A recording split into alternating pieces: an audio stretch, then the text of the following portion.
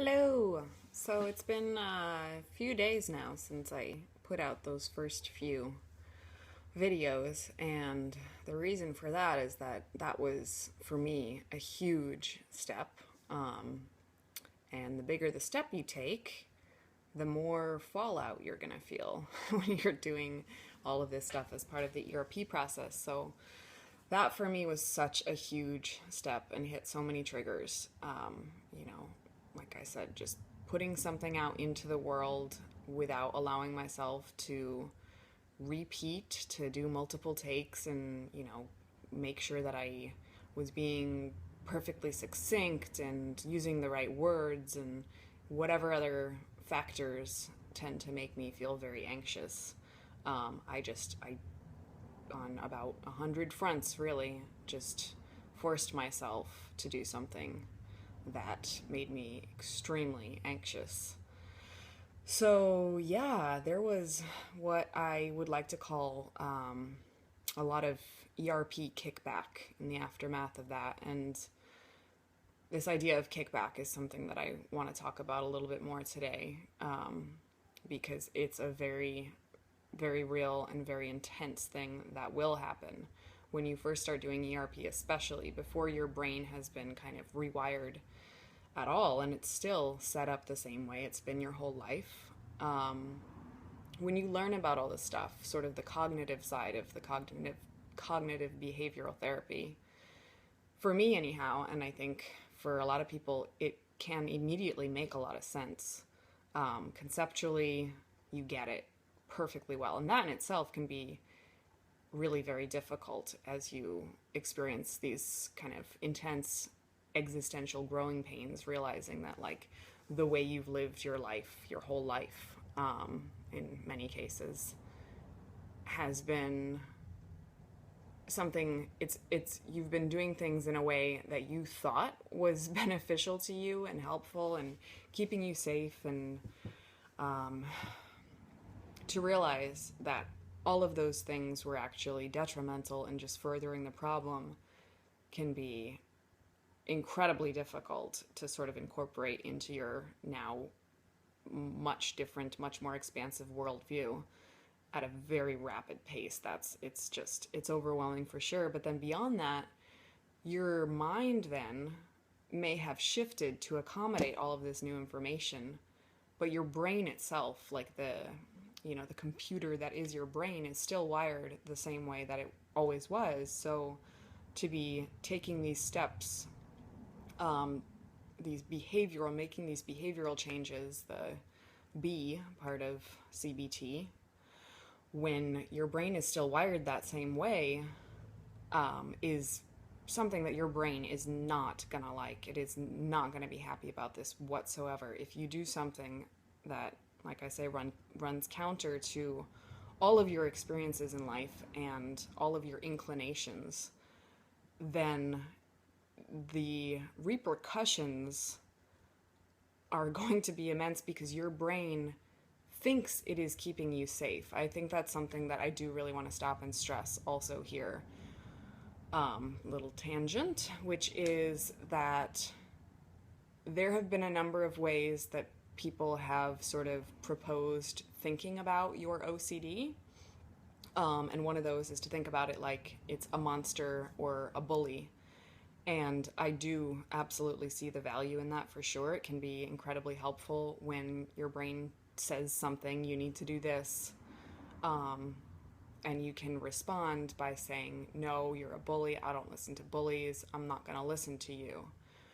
That can be empowering to look at it in that way. But I also do think that in some situations, there's a bit of a danger in that, because by calling your brain, your OCD, which is a part of you after all, by calling it something not only separate from yourself, but bad, basically, demonizing it in that way, can lead to even more reluctance to experience the thoughts and the feelings that it is provoking in you. So if you're thinking of it as a monster, every time this monster says something to you, it's automatically a threatening thing, and can just really heighten your fear in that situation.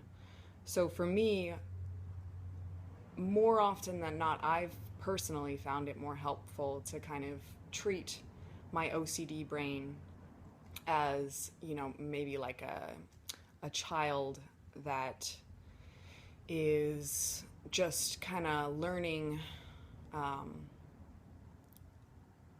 learning to, form words into speech, and it's sort of starting to make sense of the world and attribute meaning to certain things.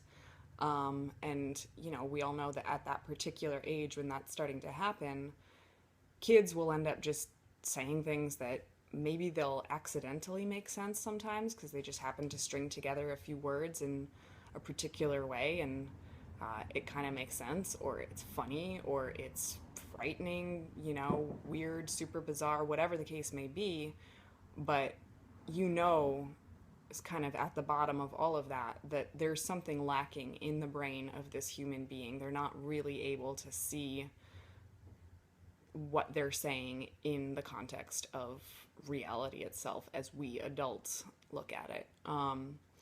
So when my brain starts just throwing crazy shit at me, it's more helpful for me to kind of, rather than be like, no, I'm not listening to you, shut up, you monster, whatever, to be like, oh, that's interesting, somewhat patronizing.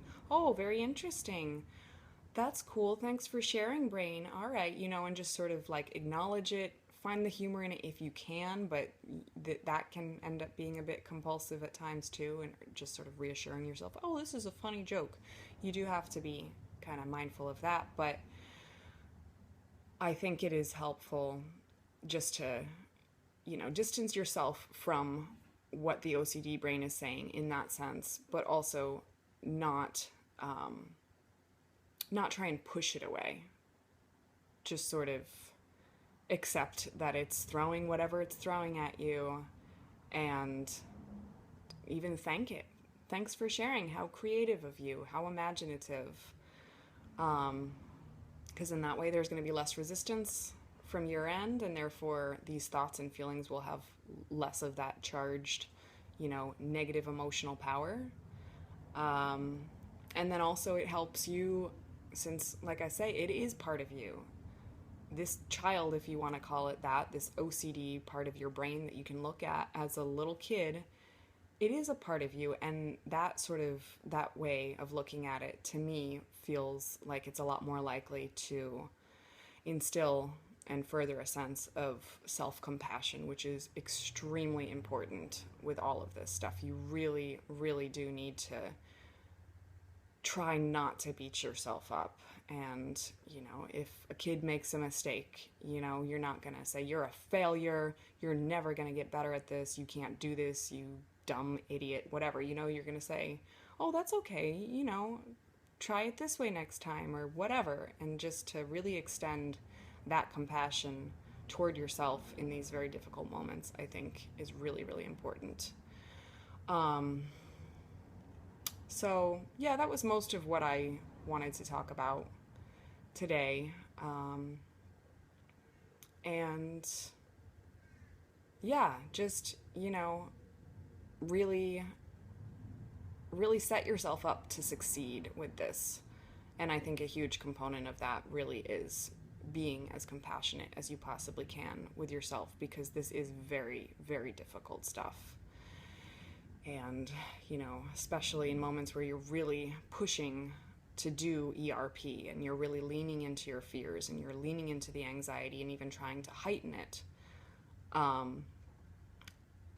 Just being mindful of the fact that you are up against something that is really, really very huge and monumental in the scope of your life. You're really trying to rewire your brain at its core.